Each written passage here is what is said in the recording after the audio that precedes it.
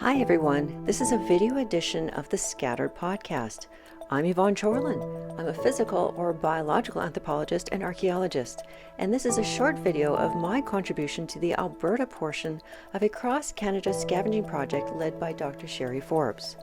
To learn more about Sherry and the origin of this project, listen to episode 16 of the audio portion of this podcast.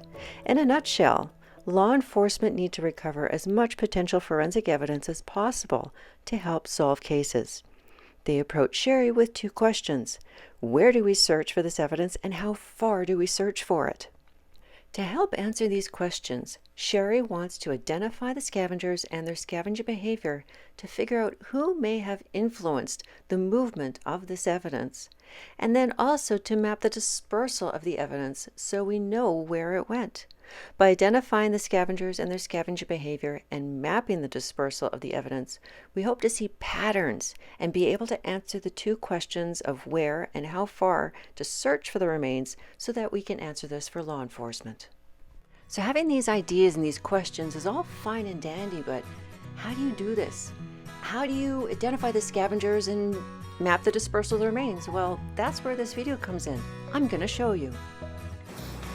It is August 24th, 2022. This is the Edmonton River closed site.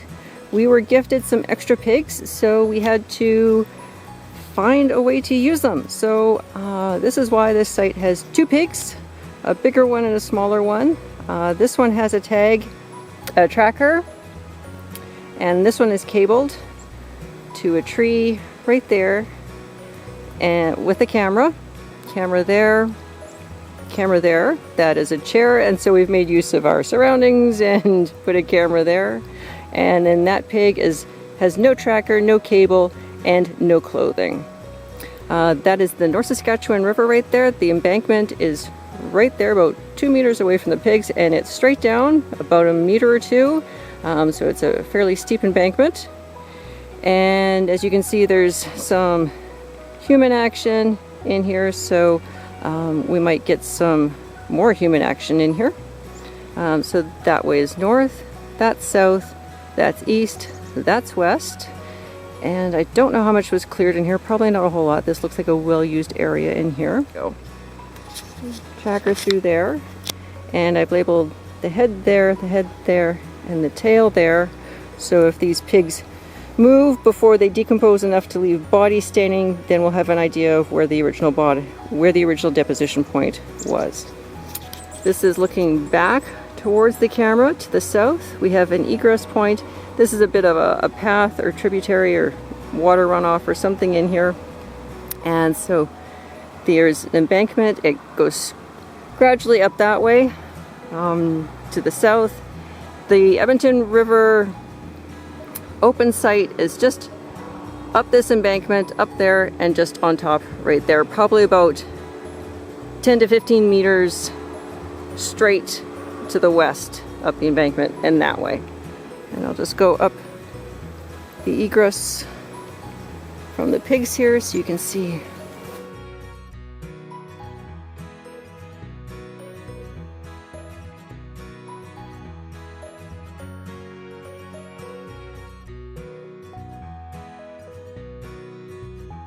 And if we look back to the north, there is our Edmonton River open site. While the pig was being set up and Sherry was setting up the cameras, I took notes and photographs of the pig and the surrounding area, and I made a sketch map of any topographical features, including fence lines, buildings, and roads. Then we set the cameras and we left and waited for the scavengers to show up. It took a couple of weeks before our first coyote showed up and started scavenging the carcass. We had both coyotes and magpies scavenge at this site both during the day and at night, and they continued until we retrieved the cameras in November 2022.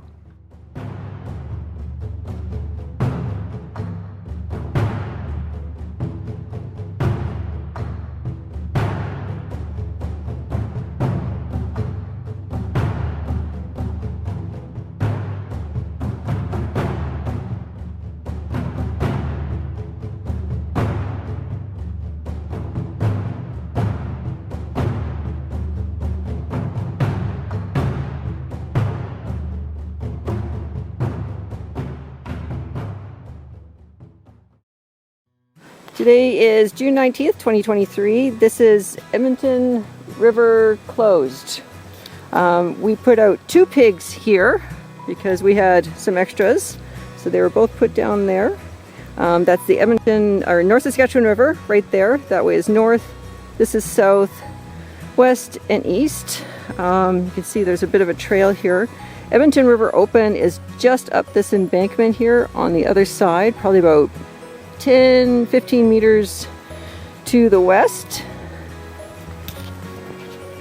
We had a camera on that chair. Surprising that chair has stayed there since last August. We originally put out this pig August 24th, 2022. So it's been almost a year, about 10 months.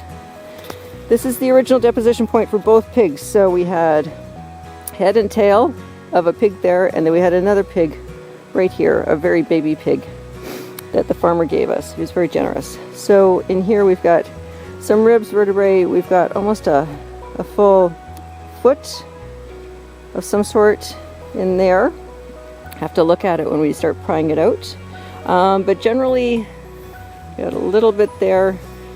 It looked like we had sort of, I don't know, a little bit of dispersal there, but nothing too concrete.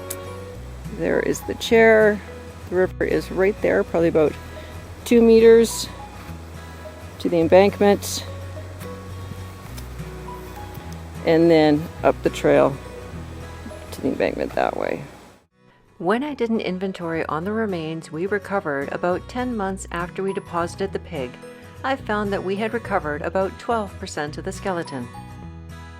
This was less than we had hoped, but it was within range and compared well with the other sites that we had. When I looked at what types of bones made up the remains we recovered, I saw it was mostly vertebrae, ribs, and limbs. So what do we know so far? At this site, our main scavengers were coyotes and birds.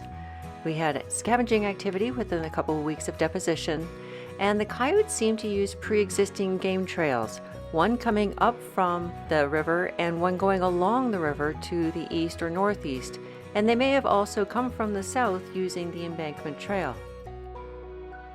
The dispersal directions may have been a result of these pre-existing game trails.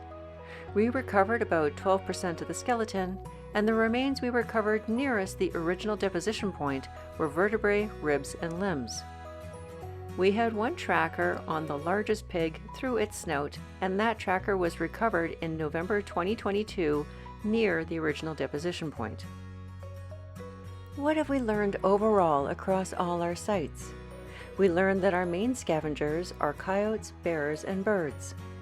Game trails can be created or used by scavengers to access the carcass and to disperse the remains.